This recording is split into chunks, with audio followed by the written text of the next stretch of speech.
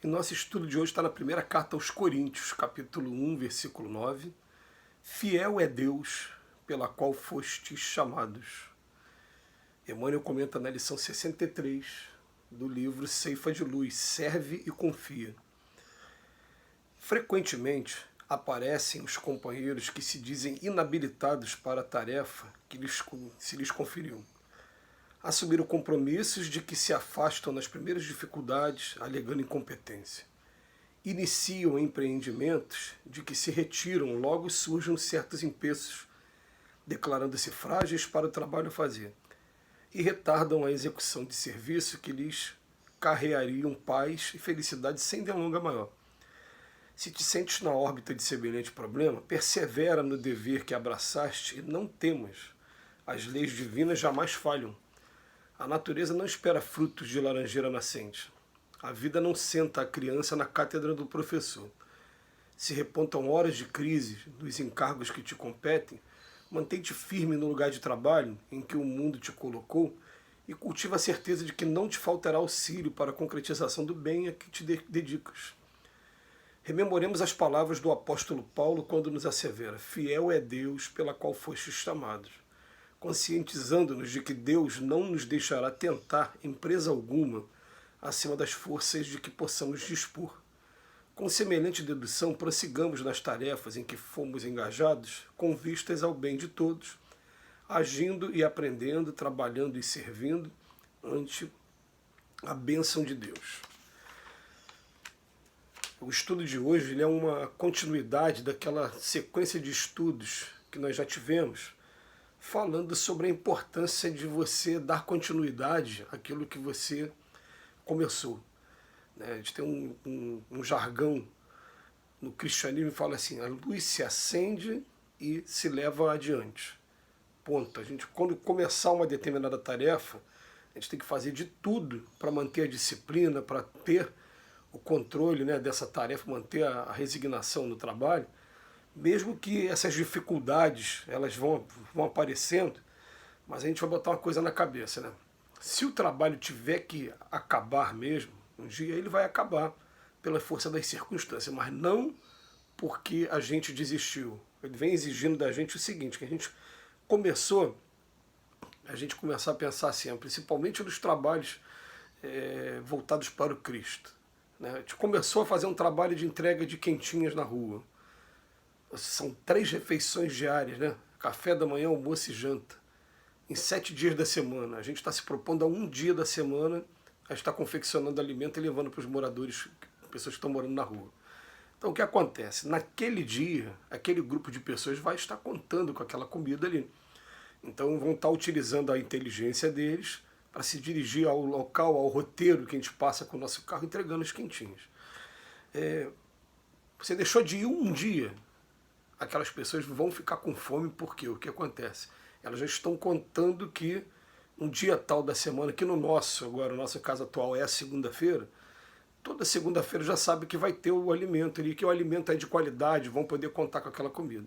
Você deixou, a pessoa vai ficar passando fome naquele dia ali, porque não vai ter que correr atrás de maneira emergente, urgente, em cima do laço. Assim é para todos os trabalhos, mas a gente vem trabalhando essa questão também, não só com relação às coisas do Cristo, mas também com os empreendimentos que a gente tem também. Se eu tenho vontade de fazer um concurso público para um determinado cargo, se eu tenho vontade de iniciar um determinado trabalho, uma determinada empresa, ele vem falar assim, frequentemente aparecem os companheiros que se dizem inabilitados. Inabilitados coisa nenhuma, a gente começa a fazer e a gente vai aprender, conforme a gente for desenvolvendo, a gente vai aprendendo as peculiaridades de cada trabalho. Aliás, a gente costuma dizer, a gente está sempre exaltando figuras como Eurípides Barçanufo, como Chico Xavier, como Jesus Gonçalves, como Bezerra de Menezes, como Leopoldo Machado. Todos esses espíritos, para chegar onde eles estão, eles deram o primeiro passo. Eu me lembro na história aqui do Leopoldo Machado, me lembro de uma oportunidade, já ter até contado aqui em um dos estudos, que Leopoldo Machado, segundo consta, ele aqui na história da Baixada Fluminense, talvez ele tenha sido o fundador da primeira obra social, quando ele, na década de 40, de 1940, né? Ele reúne um grupo dizendo que ia fazer uma comemoração na casa dele. Quando as pessoas chegam, ele demora a chegar e chega com um montão de saco de feira, aqueles sacos aqueles sacos igual usado para farinha, aquele saco branco, né? Entrega para cada um e vai falando que é a comemoração, e aí um em cada casa para pedir alimento. Na primeira casa que ele chegou, a pessoa que o recebeu cuspiu em seu rosto. E ele disse que aquela cusparada que ele recebeu foi o sinal de que ele estava no caminho certo mesmo, que tudo que você vai fazer para o bem, para o Cristo nesse mundo, acaba recebendo isso como ingratidão. E dali ele começou e foi fazendo, ele deu o primeiro passo. Então a gente fica vendo assim no nosso trabalho, né? Por exemplo, nosso trabalho lá na rua, já que eu falei de Quentinho, a gente começou em primeiro lugar confeccionando o alimento, aí depois a gente foi descobrindo, por nossa própria conta, né, que normalmente as pessoas não ficam em qualquer lugar, porque a violência urbana em cima deles é muito grande, eles se concentram num determinado local que seja iluminado, numa praça pública, né, numa rua de grande comércio. Você não pode fazer qualquer comida para eles, senão você vai fazer eles passarem mal. É uma série de particularidades que você só vai aprender quando você começar a fazer efetivamente aquele trabalho. Então ele bota aqui, as pessoas assumem compromisso de que se afastam nas primeiras dificuldades, alegando incompetência, eu não estou preparado para isso, iniciam empreendimentos de que se retiram, né, declarando-se frágeis para o trabalho, e retardam a execução de serviços que lhes carregariam paz e felicidade sem delonga maior. A gente começa a tomar essa iniciativa de fazer as coisas que são propostas para a gente, e a gente vai adquirindo uma capacidade que daqui a pouco a gente está habilitado, né, a ser convocado em algum momento para poder estar fazendo alguns empreendimentos maiores. Porque essa capacidade, esse conhecimento, esse know-how que a gente tem, ele vai surgir o quê? Da iniciativa e da perseverança. Todo mundo tem que fazer isso, principalmente nesses trabalhos que a gente faz voltado para o Cristo. Então ele bota aqui, ó, se te sentes na órbita de semelhante problema, persevera no dever que abraçaste. Não temas, as leis divinas elas não falham. E naturalmente elas vão mostrar para a gente qual é o caminho. O que pode acontecer nesse ínterim é a gente realmente estar num caminho que não é o caminho que convém, e a vida vai mostrar naturalmente, né, que não é que a gente vai abandonar a luta, a gente vai canalizar a luta para um outro lado. Como aconteceu com Paulo de Tarso. Paulo de Tarso acreditou que perseguindo os cristãos ele estava certo. Ele estava com a consciência dele tranquila dentro daquilo que ele acreditava. Quando ele conheceu o Cristo na estrada de Damasco, ele simplesmente, 3 anos de deserto, para canalizar agora, não interessa o que tem que fazer, o que queres que eu faça?